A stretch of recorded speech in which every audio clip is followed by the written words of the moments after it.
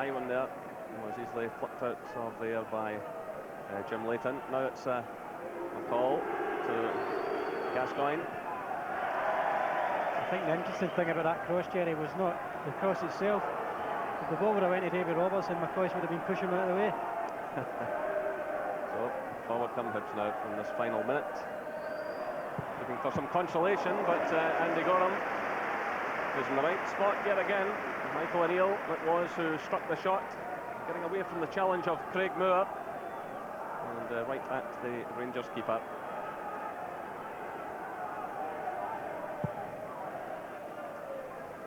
Well, Lily McCoist, despite his injury problems this season, has still managed to score well. He's got 15 goals, and he's never managed to string more than 4 games together, so it shows you the kind of difficult season he's had. But again, he still made a contribution in terms of goal scoring, and he's through the middle again, looking for this ball. So too is Gascoigne. He's got a marvellous record, McCoist. I think he's got 12 league goals and 13 starts, which is incredible. Nearly a goal again for a guy who, as you say, hasn't played more than 4 games in a trot.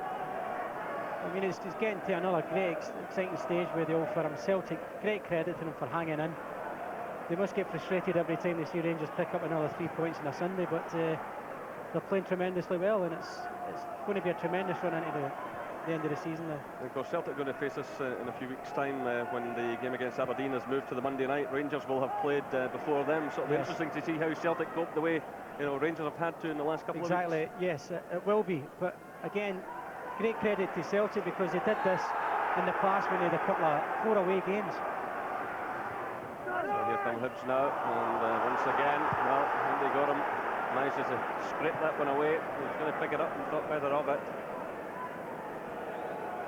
That game I mentioned, the Celtic-Aberdeen match at Celtic Park on April the 1st with an 8 o'clock kick-off is one we'll be showing you here on Scottish television. There'll be other live games coming up between now and the end of the season, and it's the most exciting run-in years. Here's Darren Jackson now trying one, but again, it's not a problem for Andy Gorham. So we're well into stoppage time here at Easter Road, and another 3 valuable points for Rangers.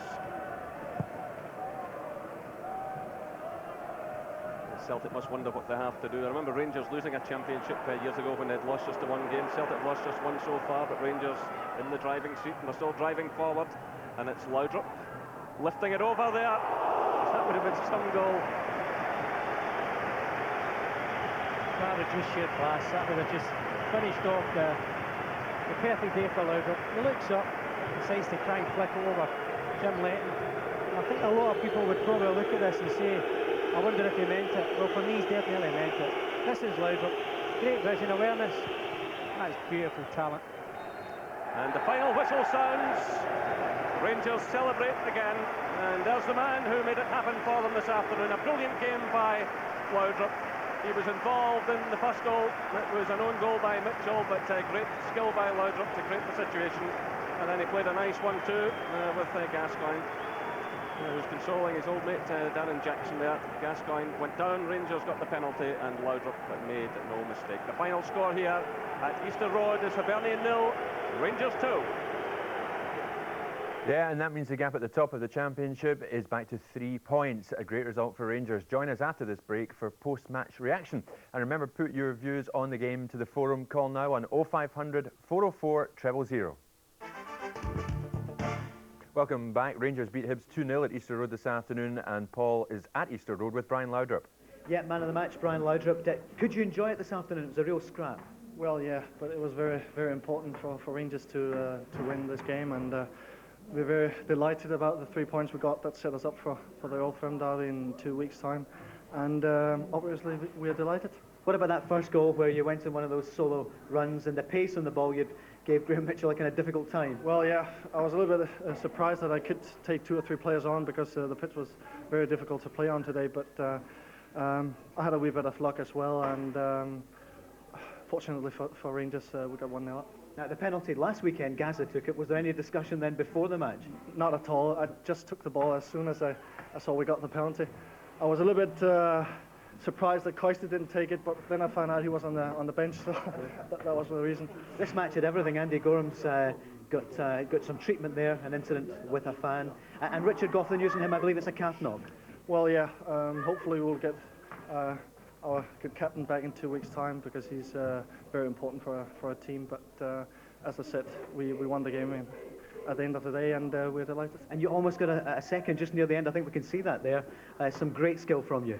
I got a ball through from Gaza, and then it was a little bit a different angle to shoot from, and I tried to chip it, and unfortunately went not in the goal, but past the post. As you say, the cup next weekend, but in 2 weeks' time, Celtic, you're 3 points ahead again. How do you feel for that match? Well, I think we fell a little bit under pressure before the game. Now we are delighted, and we're looking forward to this game. We are playing at Ibrox, and hopefully we can turn on the performance we did today. Brian, thanks for joining us. Congratulations this afternoon. Brian Laudrup there, man of the match. Don't forget then, you can call into the Scott Sport Forum. Charlie and Jerry will be heading over to our position. 0500 404 000. The calls, as always, are free. 0500 404 000. Get dialing now. OK, Paul. Jim, the penalty incident in the second half, a controversial moment. Would you have given it, and was it a penalty?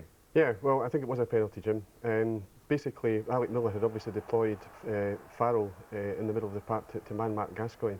Yeah. If you see here, when the 1-2 was played, Farrell made no attempt whatsoever. His only intention was to block Gascoigne's run, which he did successfully. And look at this. I mean, this was ridiculous. Now, Gascoigne felt that he shouldn't have been booked. There also is a fair bit of mouthing going on. You're saying it, they were booked because they adopted an aggressive manner? It appeared to me that Leighton was obviously very unhappy with... Gascoigne went down in instalments, it has to be said, but I think technically it was a penalty kick. Yeah. Leighton has reacted to Gascoigne's Leighton fired him tumble, up, didn't he? Yeah. and has come out and has given Gascoigne a piece of his mind. And Gascoigne has retaliated in a similar vein, and that has resulted in both players being cautioned for adopting an aggressive attitude. Which brings with it a penalty of 3 points. 3 points, which is quite significant. And it nudges Gascoigne further along, doesn't it? Yeah. I mean, you have to feel for him in that situation, Ali. I felt it was two harsh decisions. You know, first of all, I didn't think it was a penalty. I think if you're giving penalties for those kind of challenges in the box, then you'll get 10 a game. I didn't think Gascoigne was going to get on the end of the 1-2, and the booking was a wee bit harsh as well. Well, Laudrup stepped up. You might be surprised to hear that I did think it was a penalty. You did. Oh, that's a surprise. Well, Brian Laudrup took it, and he made a good job of it. He said, you know, he just wanted the ball, and he took it immediately. Yeah. He's at the top of his game, Trevor, isn't he? Yes, that's just typical of how he's playing at the moment. Leighton went the right way, but the power took it past him, and that was an important goal. Trevor, what about Laudrup's Govan accent? Yeah, he's definitely a Danish Scot now. Well, no doubt.